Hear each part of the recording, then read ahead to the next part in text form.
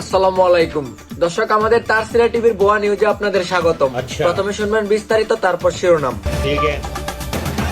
বর্তমানে বাংলাদেশের স্কুল শিক্ষার্থীরা শুক্র শনিবারে এক্সট্রা প্রাইভেসি ক্লাস করার পরেও 13 বিষয় ফেল করে বাংলাদেশের 70% ছাত্রীরা।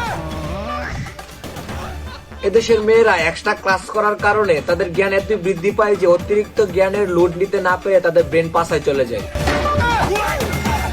আজিমপুর কবরস্থান থেকে আগত অটোপাস বিজ্ঞানীর চিঠির মাধ্যমে জানা যায় যে আগামীকালকে দেশে 304 থেকে সূর্য ওঠার সম্ভাবনা রয়েছে। জানা যায় ডিসেম্বরে বন্ধের ছুটি পেয়ে সূর্য চলে যায় তার নানির বাড়ি মঙ্গল গ্রহে। আরো জানা যায় সূর্যের অনুপস্থিতিতে এক সপ্তাহ ধরে গোসল করে না আপনার চ্যাট লিস্টের 3 নাম্বার ব্যক্তি।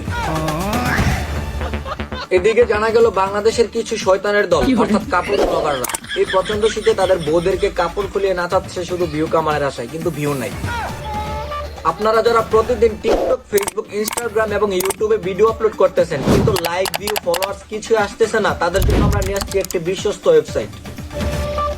দ্রুত ডেলিভারি আর বিশ্বস্ত সার্ভিস নিতে চলুন, তাহলে দেরি কেন? আমাদের কমেন্ট বক্সে প্রিন্ট করা লিংকে অথবা তাদের দেওয়া হোয়াটসঅ্যাপ নাম্বারে সরাসরি যোগাযোগ করুন।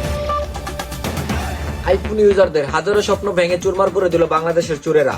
আনঅফিসিয়াল এবং চুরি হওয়া সব ফোনগুলোকে ব্লক করে দিচ্ছে আইফোন কোম্পানি। সুতরাং আমার বন্ধু চুদ্দিক বঙ্গের ধারণা অনুযায়ী আচ্ছা। বাংলার আইফোন চোরেরা এখন লেন্ডির পানে উগাচ্ছে না।